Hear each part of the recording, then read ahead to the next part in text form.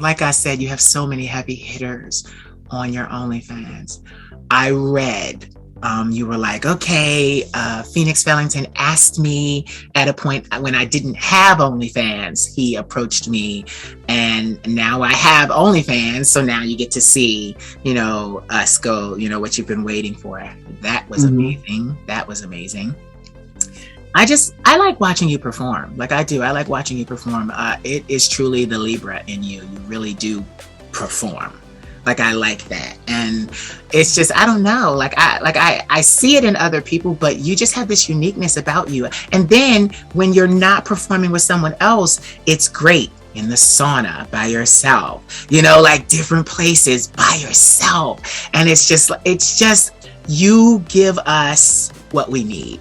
I love you that. give us you give us what we need, and that's rare, because a lot of people don't really think about the audience or listen to the audience. It's basically, this is my OnlyFans, this is what I offer.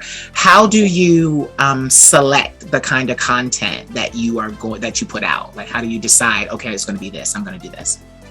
I just like to switch it up. I think, again, for me, the public stuff is always fun, so like without getting caught, like, it's risky, and a lot of people, they love that stuff. Yeah. They love that. When it comes to collabs, my rule is, if I'm not gonna fuck you off camera, I'm not gonna fuck you on camera. And so I think, for a variety of reasons, there are some performers who, they're just like, they're doing it with everybody, and I respect that, and that's okay. Some of that comes from a necessity. Right, some people doing OnlyFans, this is their only stream of income. Right. And for me, it's not. So I think, I'm fortunate that I don't have to do that. Like, I don't have to perform with people I don't want to, but I do have a lot of respect for people. It's like, this is my full-time job, and I have to do that. Yeah. But yeah, when it comes to like selecting the content, I just want it to be fun. I like to push myself, so different things, switch it up, because you see a lot of the same stuff. People just like sit in front of the chair, jerk off for 2 minutes, and it's great. But then it's like, that's all they do. Yeah.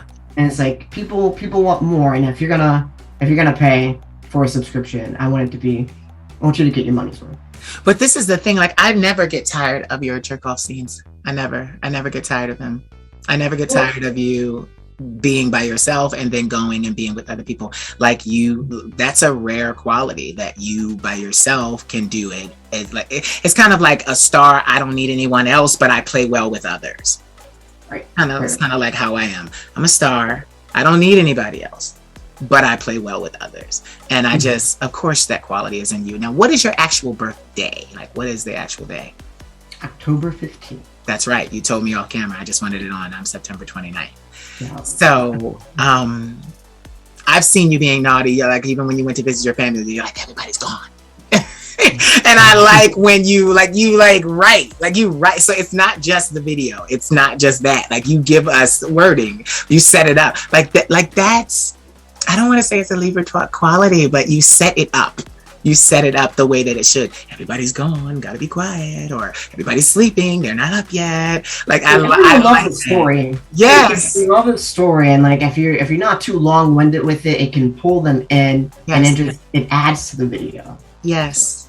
Now, your body is amazing. How often do you work out? About 4 to 5 times a week. There have been times when, for a variety of reasons, we can get into it, I was just overdoing it, trying to go every day, and that was just too much. So I try to do 4 to 5 times a week. Okay. Oh, so you got addicted to it, huh? I got addicted to it, and I realized it was just too taxing on my body. You need to rest. Yeah. It's important to rest, but yeah. I struggle even to this day with body dysmorphia. Okay. I think a lot of people in our community do. Okay. And so I think at a certain point that was really pushing me to always stay in the gym, always watch what I eat, and just not treat myself well when it came to like a good example. There could be like a cookie around, and I would struggle with eating the cookie, and it's like, if you eat the cookie, girl, you're gonna be fine. Your body's not gonna like disappear overnight. But I would just struggle with that, and I had to just let myself relax and realize it's okay. But just just eat healthy. I like to eat healthy. And the gym really helps me just reset on a day-to-day basis, like helps with my mental energy, my vibes, and it just sets me straight for the day. So that's why I really love to work out.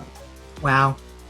I wasn't expecting you to say that you had body dysmorphia, but I'm glad that you did, because a lot of guys do. And this is what I like about doing what I'm doing. You know, it's not 60 seconds anymore. It's longer, and you get to hear the interaction. And you're right, a lot of guys do. It was kind of funny. It wasn't dysmorphia for me, but I'm a really tall, skinny guy. And I'll have to send you pictures. Actually, let me pull it up right now so that they can see what I'm talking about too. Mm-hmm. Like, I worked my ass off to just get bigger. And I didn't want to be too big because I come from a fashion background. This is me. Yes. Yeah, that's me. Fun. Yeah, Okay. that's me. So I work. I'm short. I'm short too, and I think that has something to do with it too. Yeah, shorter people carry muscle better. Yes, I have these long arms, long arms, long legs. But like, I've just started. Like, for the last 3 months, I've just started to get back into working out because COVID really just. I worked all of COVID and I did not work out, and it was just like, but like, I'm getting my strength back, my body muscle memory is coming back, and I still am not. I'm still scared to go into a gym in my area because I have a lot of transient people in this area, and I'm just like, I'm not doing it. I don't know you people. Yeah, but I said that to say this, like, I hate the winter, not just because it's cold, like I want to move west anyway, but because I have to put on clothes.